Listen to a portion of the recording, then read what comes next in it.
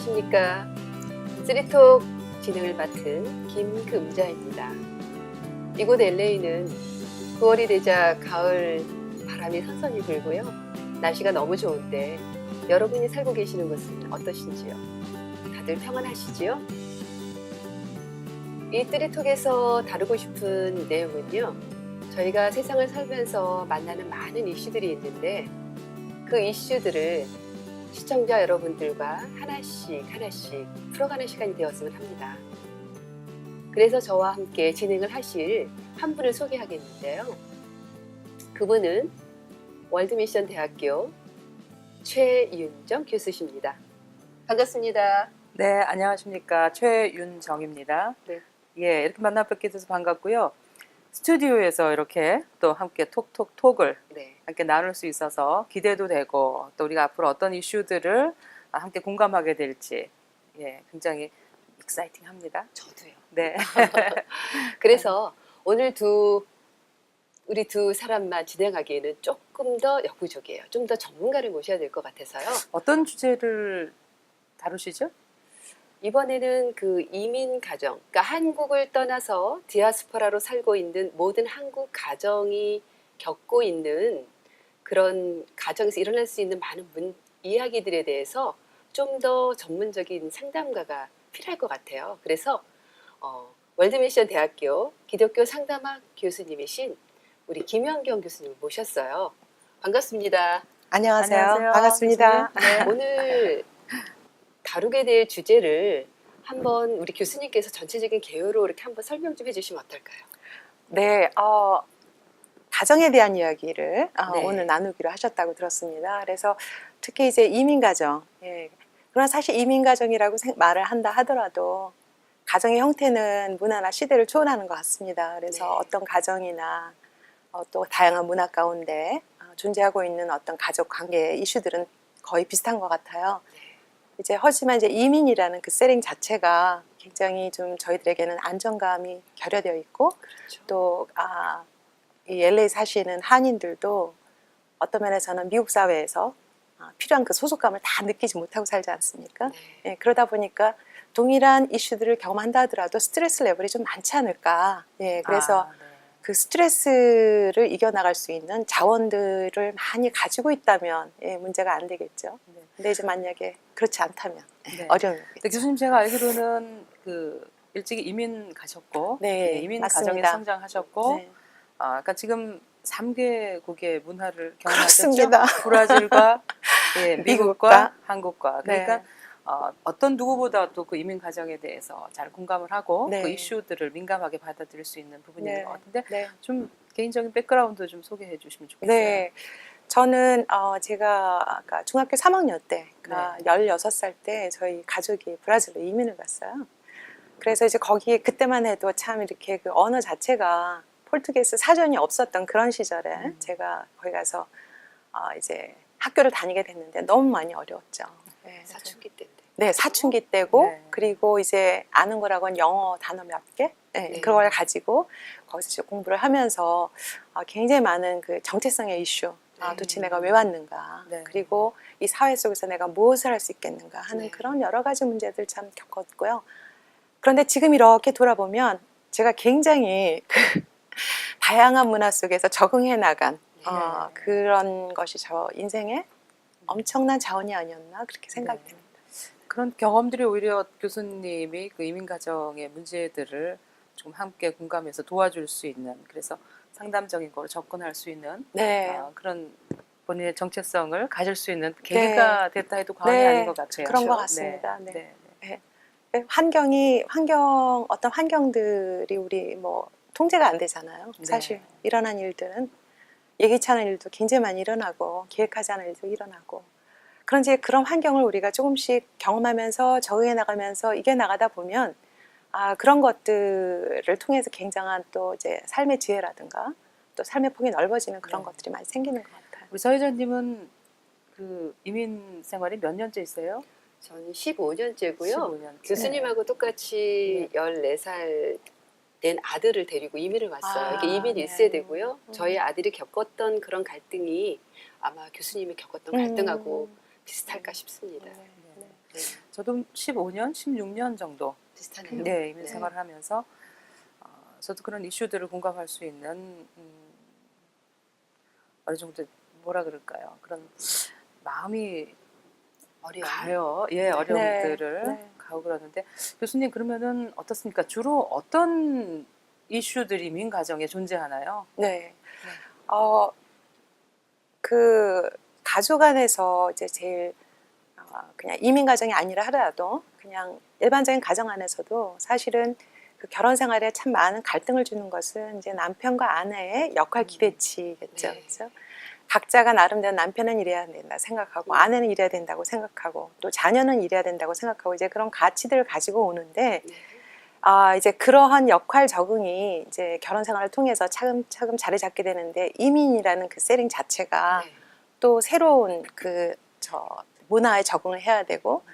또 이제 그 경제적인 요인도 굉장히 또 중요한 것 그렇죠. 같고요. 네. 그러면서 그 이미 결혼 생활을 시작한 분들께서는 그 전에 가지고 있었던 남편과 아내의 역할에 대한 재정립, 네, 재적응, 네, 네. 그런 기간이 좀 필요한데 그게 만만치가 않은 것 같아요. 네. 근데 제가 보기에는 뭐 이민 사회의 특수성이 있기는 있지만 보통 전 세계 남자들은 다 비슷하잖아요. 맞아요. 공감합니다. 네. 네. 네. 그냥 본인 생각하고 있는 음. 어떤 그런 역할에 대해서 음, 끝까지 그냥 밀고 나가는. 그래서 아무래도 그런 문제 때문에 좀 갈등이 있지 않는가 하는데 구체적인 어떤 갈등의 사례들이 있나요? 이제 예를 들어서 우리 네. 한국 사회가 지금 굉장히 많이 달라졌다고는 하지만 그럼에도 불구하고 이제 그 유대적인 가치관이 한꺼번에 한순간에 없어지지는 않죠. 네. 특히 이제 그런 가치관들이 가정 안에서는 남편은 어때야 한다라는 어떤 네. 그런 기대치가 있는 거고 또 남편의 그런 권위에 아내가 어떻게 순종하고 또 따라야 하는가 하는 아내의 역할에 대한 기대치가 또 있는데 네. 이렇게 이제 뭐 미국이라든가 아니면 브라질이라든가 그런 이제 서양에 나왔을 적에 네. 당장 이제 생활에 어떤 그런 그 변화가 있지 않습니까? 그러니까 예전 같으면 아버지가 일을 하시고 네. 어머니는 아버지가 이제 가져오시는 그런 수입으로 가정을 꾸려나가는 것이 어머니의 역할이었는데 저희 가정만 해도 이민을 가니까요.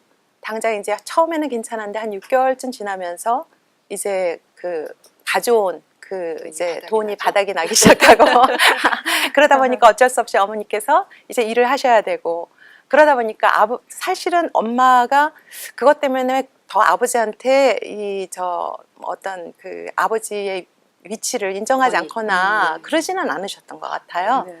그럼에도 불구하고 이제 아버지로서 네. 그런 모든 것들을 공급해주지 못한다라는 어떤 그런 죄책감이라든가 또 나름대로 이 가족을 책임져야 된다라는 그 남자로서 아빠로서 남편으로서의 어떤 뭐랄까 책임의식, 네, 그런 것들 때문에 그 엄마 아버지가 이렇게 부부싸움을 하실 때 보면 네.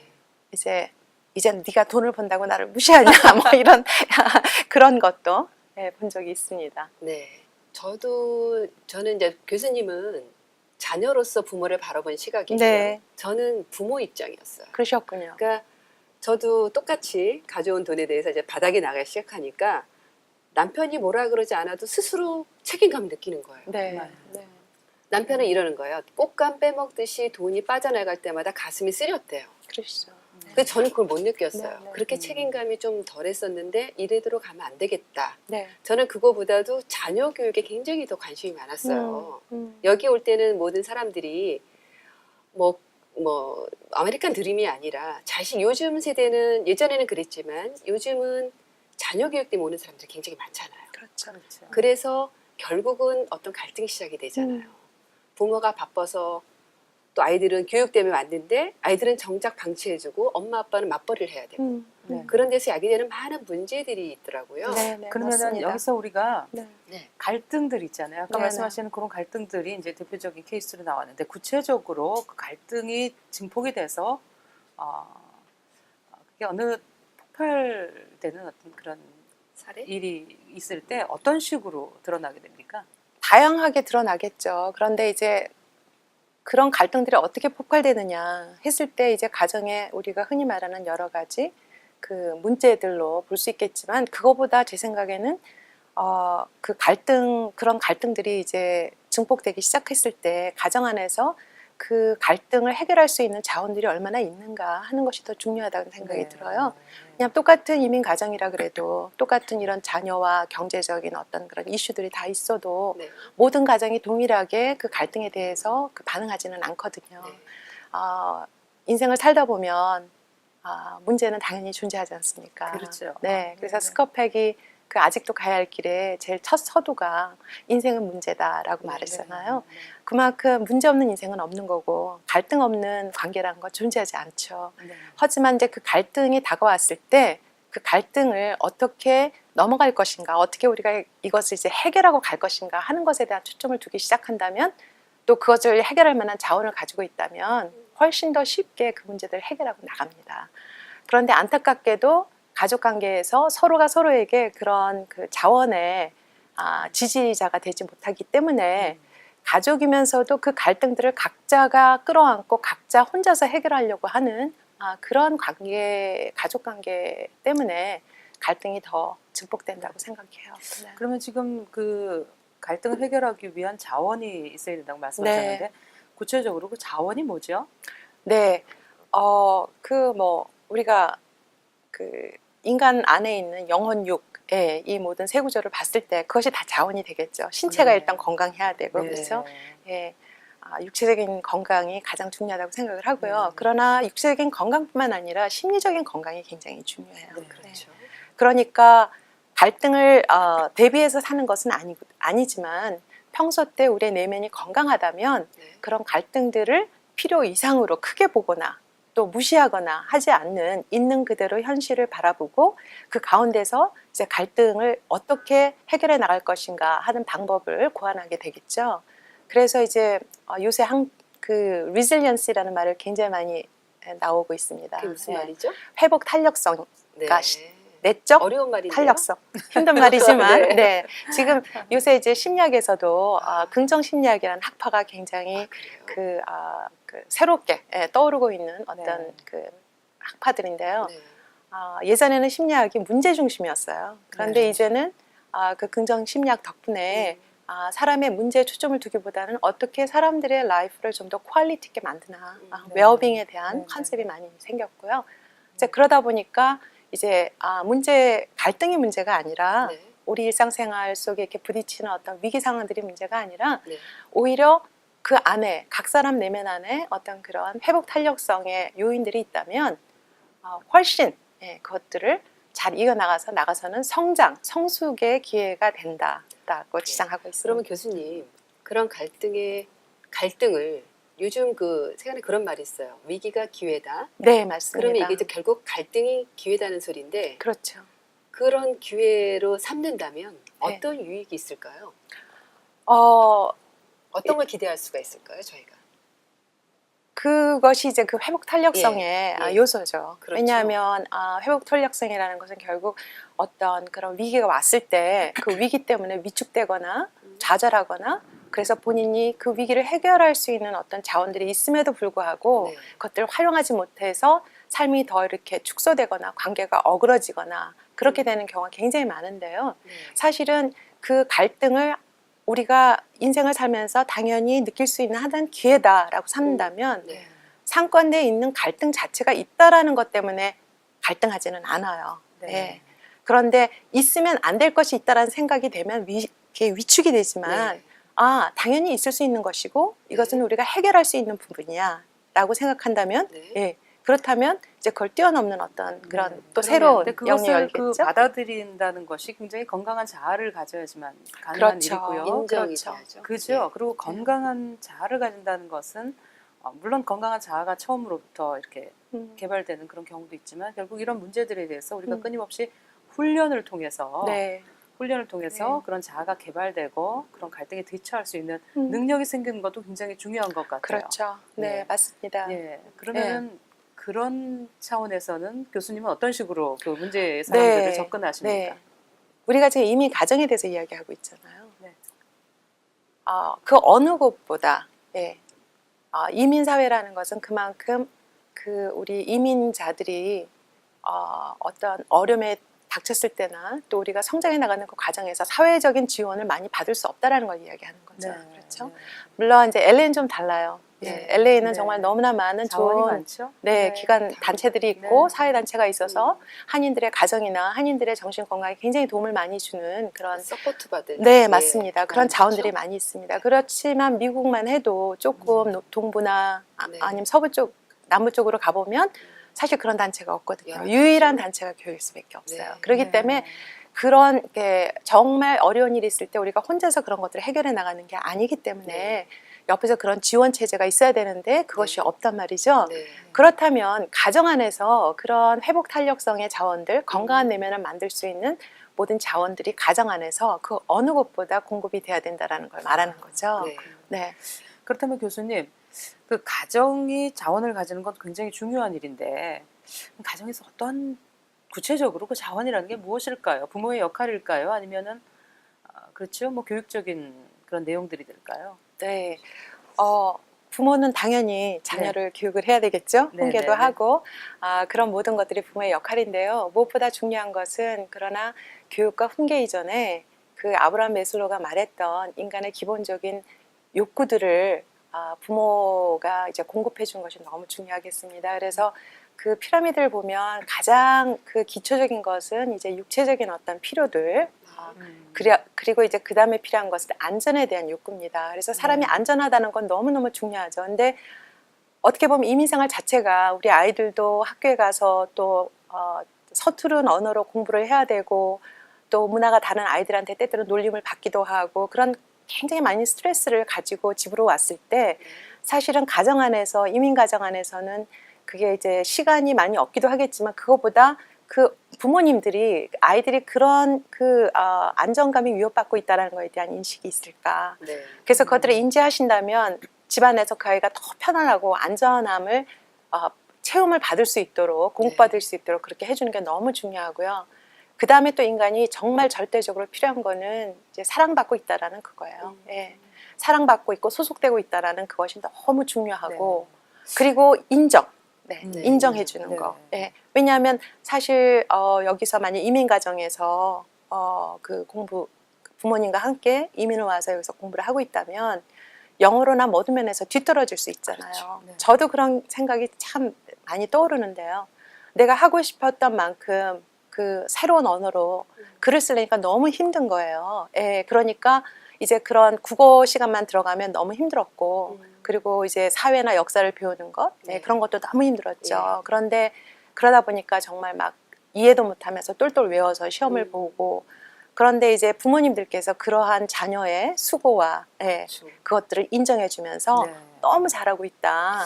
글쎄, 이렇게 인정해준다는 칭찬해주는 것. 것은 그렇죠. 네. 인정해준다는 것은 결국은 알아주고 그 알아준다는 건 그냥 마음으로 가지고 있다 해서 자녀가 그걸 알아주는 게 아니니까 소통이 중요할 것 같아요. 네, 소통, 맞습니다. 커뮤니케이션이 네, 굉장히 맞습니다. 의지적으로 되어지고 네네. 우리가 보니까 그 한국에서는 밥상머리 교육이라 그래요. 그렇죠. 그래서 하루에 저녁 한 끼 정도는 온 가족이 모여서 네. 다른 시간을 내서 음흠. 대화할 시간이 없기 때문에 네. 그 시간은 네. 밥을 먹지만 네. 주된 거는 커뮤니케이션, 가족 커뮤니케이션의 시간으로 삼는 거죠. 맞습니다. 그래서 네. 소통하고 어려웠던 일들을 서로 나누고 공감하면서 정말 인정받고 네. 사랑받고 관심받고 네. 있다는 것을 이제 확인하게 되면서 그렇죠. 그런 이제 자원들이 표출되는 것이 아닌가 네. 그렇게 또 네. 생각을 합니다. 네. 지금 맞아요. 제가 뭐 하나 추가해도 될까요? 네. 거기 말씀하신 거에 굉장히 중요한 이야기를 하셨는데 지금 밥상머리라고 이야기하셨어요. 네. 그런데 이제 정말 이민생활 얼마나 바쁩니까? 그러니까 이렇게 얼굴을 맞대고 이렇게 같이 밥을 먹거나 대화하는 그런 시간 너무 없는 거예요. 그렇죠. 그러기 때문에 이제 유일한 시간이 부모님과 자녀가 만나는 시간이 저녁 시간. 저녁 시간. 예. 그런데 안타깝게도 예. 너무나 이제 그 자녀를 못 보다 보니까 그 예. 시간이 유일하게 뭔가 가르침을 줄 수 있는 시간이라고 맞아요. 생각하시니까 이제 그 시간에 해야 할 일, 야단칠 일 이런 것들을 하시게 된다는 거죠. 네. 그러니까 칭찬을- 아마도 부모님들께서 마음 가운데 조금 여유를 가지신다면 네, 그러면 그 시간을 가르쳐야 되는 훈계의 시간도 될 수 있겠지만 그 안에는 사랑과 애정과 관심도 그렇죠. 함께 표현할 수 있는 그런 여유를 좀 가지시지 않을까? 예, 그래서 제가 굉장히 알기로는 중요해요. 그 굉장히 커뮤니케이션에서 중요해요. 네. 굉장히 중요한 것은 결국 남의 말을 듣는 거거든요. 그렇죠. 경청이라고 들어, 그러죠. 그렇죠. 들어주는 것 듣고 나서 그 자녀의 이야기를 공감해주면은 거기에서 뭔가 좀 대화의 실마리가 네. 풀리는데 보통 아까 말씀하신 것처럼 일방적으로 그냥 뭔가를 좀 하나라도 더 가르치고 싶고 네. 네. 뭐 소위 잔소리라 그러는데 그런 걸 통해서 뭔가 좀 이렇게 좀 잘하게 하고 싶은데 그것이 전달될 때는 그게 관심이 아니라 미워하는 것으로 자녀들에게는 오히려 잔소리로 그렇게 전달이 될 수 있는 그런 문제점이 있는 것 같아요. 그러니까는 커뮤니케이션 기술이라고 할 수 있죠. 네. 그럼 부모님들이 좀 그런 기술이 네. 있어야겠어요. 좀 네. 배워야 돼요. 네. 그렇죠? 근데 이제 흔히들 요새는 이제 상담들에 대한 관심이 많으시니까 이제 잘 듣는다, 공감한다, 경청한다 이런 단어들을 굉장히 많이 쓰세요. 네. 근데 저는 이제 그것들 이렇게 들으면서 안타까운 마음이 드는 것은 무엇이냐면 대화라는 것, 특히 가족 간의 대화는 기술의 문제가 아니거든요. 물론 그런 것들을 배워서 잘 듣고 공감해 준 건 너무 중요한데 그 기술 이전에 정말 담아야 되는 것은 자녀에 대한 진정한 관심이에요. 그래서 남편과 아내들 사이에 제가 언제 한번 그 대화에 대한 연구를 해본 적이 있는데요.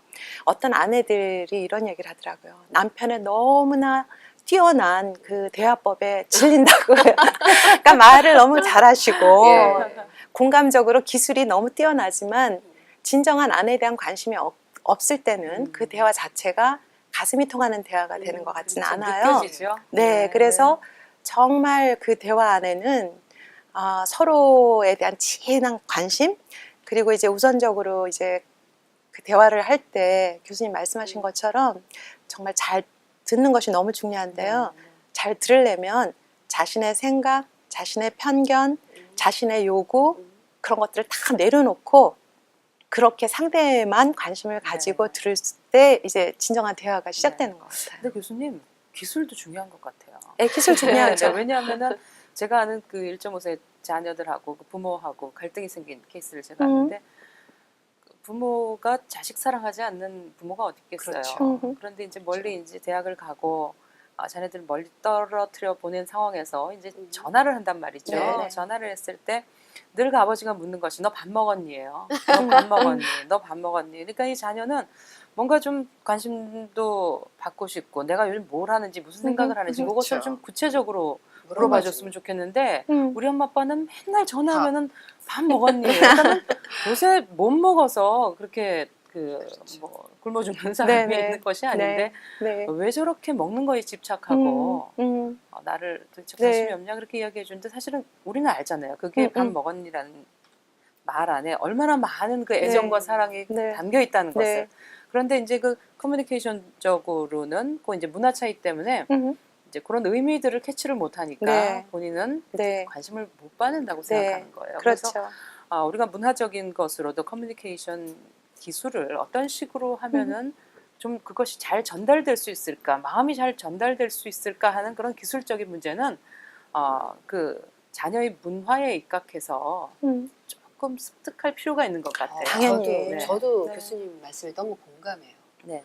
왜냐하면 자꾸 우리 생각으로만 자녀를 판단하고 들고 우리 언어로 아이들이 따라와주길 바라는데 절대 그렇지 않거든요. 그렇죠. 그러니까 우리가 네. 아이들한테 관심 있고 사랑한다는 거는 어떤 도구라는 틀에 의해서 이렇게 되는데 내가 생각, 내 관념, 내 생각에라는 그 틀 안에만 갇혀서 전달을 하니까 전달이 안 되는 거죠. 그래서 저희 남편도 그런 경우가 좀 있어요. 네. 아이들이 관심 있는 거 좀 물어주면 좋은데 내가 관심 있는 걸 물어봐요. 그러니까요. 그리고 내가 원하는 대답을 듣기를 원해요. 그럼 네. 아이들은 더 이상 소통이 네. 안 되죠. 왜? 내가 하고 싶은 얘기를 해야 되는데 자꾸 딴 것만 물어봐요. 그러면 얘기가 겉돌고 대화 상대가 안 된다 이렇게 나가더라고요. 네. 그래서 저도 남편하고 이거 정말 배워야 된다. 그런 걸 많이 예. 공감하고 그럼 있습니다. 우리가 지금 이렇게 이야기를 하다 보니까 뭐 이민 가정에 대해서 제네럴하게 이야기를 나눴고 그러다 보니까 좀 자녀들에 대해서 포커스가 좀 맞춰진 그러네요. 것 같아요. 그러면서 어떻게 좀 소통을 자연스럽게 좀 실질적으로 우리가 좀 예, 어떻게 좀 잘할 수 해볼까. 있을까 뭐 그런 문제점들이 다가오는 것 같은데 우리가 사실 대화를 하고 싶어도 자녀들의 문제를 다 모를 때가 많아요. 모르고 어떻게 그렇죠. 해야 될지를 몰라요. 생각은 네. 돼요. 남들 얘기는 많이 들어서 어떻게 해야 될 것 같은데 실질적으로 우리가 이런 상황에서는 이렇게 얘기하면 훨씬 좋았겠다라는 그런 걸 우리가 실질적으로 좀 다뤄보면 어떨까 싶은데요. 그래서 저는 이제 그 아이들도 이렇게 단계별로 성장 그 과정이 있고 그렇죠. 거기에 특징들이 있는데 우리가 그러니까 부모들이 다 부모가 아니라 어떤 연령의 자녀를 둔 부모에 따라서 그 자녀들을 주시해야 되는 그런 포커스가 좀 다를 것 같아요. 그렇죠. 그래서 유아면 유아, 네. 그다음에 이제 학령기에 아동들이면 아동기. 아동, 그다음에 이제 청소년기 이렇게 해서 다양한 그 가정 내에 존재하는 그런 자녀들의 문제를 우리 앞으로 그 토크쇼를 통해서 좋은 생각이에요. 계속해서 네. 좀 네. 다룰 수 있으면 얼마나 좋을까. 그래서 네. 일단 그 자녀들이 부모가 모르는 네. 어떤 그런 컨텍스트에서 어떤 문제점, 어떤 그러한 특징들을 가지고 있는지. 그래요. 그러니까 네. 우리 가정에서 보여지는 자녀의 모습이 아니라 우리 아이가 속해 있는 그렇죠. 유치원이나 학교에서는 어떤 반응과 어떤 태도로 하고 있는지 우리는 알 수가 없어요. 네. 그렇죠? 교사 뭐 일대 면담 통해서 간단하게 나오는 거 빼고는 없는데 그러면 우리 다음 주제는 초등학교 학생 한번 맞춰볼까요? 어떻게 할까요? 네, 그렇게 그래서 하시죠. 가장 아이들이 자기 생각이 많고 가장 그런 학교에서 이슈되는 왕따라든가 여러 가지 많잖아요. 그런 데서 가장 시급한 문제가 우리 학령기 아이들인 것 같아요. 공동체 생활을 하고 있으니까. 그래서 그 아이들을 주제로 한 그런 걸 하면 어떨까 싶은데요. 네, 시청자 여러분. 오늘 저희가 이 쓰리톡에서 다룬 주제는 정말 한국을 떠나서 디아스포라 살고 있는 많은 이민 가정 안에서 야기될 수 있는 그런 이슈들에 대해서 조금씩 나가봤습니다. 여러분 어떠셨어요? 우리가 앞으로 살아가면서 또 만나게 되는 많은 문제들에 대해서 우리가 같이 공감했던 내용처럼 앞으로 또 많은 주제들을 풀어나가길 원합니다. 그래서 오늘 특별히 게스트로 나오신 우리 김혁인 교수님 한마디로 정리 좀 해주시죠. 네. 예, 저는 다른 것보다도 그 이민자 부모 되신 분들께 정말 용기를 드리고 위로를 드리고 싶습니다. 저 스스로도 이민자 자녀로 자랐지만 그 이민 가정의 특별한 상황들이 참 어떻게 보면 환경적으로는 어렵지만요. 그것이 좀 자녀의 인격이라든가 그 성장에 너무나 귀한 경험이 되고 기회가 될 수 있다는 것을 말씀드리고 싶습니다. 그래서 자녀들 때문에 힘들어하시는 우리 이민자 부모님들 용기 내시고 정말 어렵지만 그 가운데서 자녀를 더 씩씩하게 자라게 만들 수 있는 환경을 제공하시고 있다는 자부심을 좀 가지셨으면 좋겠습니다. 네. 오늘 주제가 굉장히 재밌었고요. 네. 그다음에 그 부모의 역할에 있어서도 이민 가정에 있어서 굉장히 중요한데 부모의 역할이라는 게 참 어렵기도 하고 쉽기도 하고 또 쉬우면서도 어렵기도 한 것 같아요. 중요한 네. 것은 자녀에 대한 관심과 사랑이죠. 그 마음 하나만 있어도 자녀가 자라는데 건강하게 자라는데 부족함이 없다. 그런 생각을 했습니다. 네, 감사합니다. 시청자 여러분 오늘 쓰리톡 시청해 주셔서 너무 감사합니다. 여러분이 들으신 많은 이야기들 앞으로도 계속 펼쳐나갈 텐데요. 시선 집중 채널 집중해 주시고 다음 주 이 시간 기대해 주세요. 감사합니다.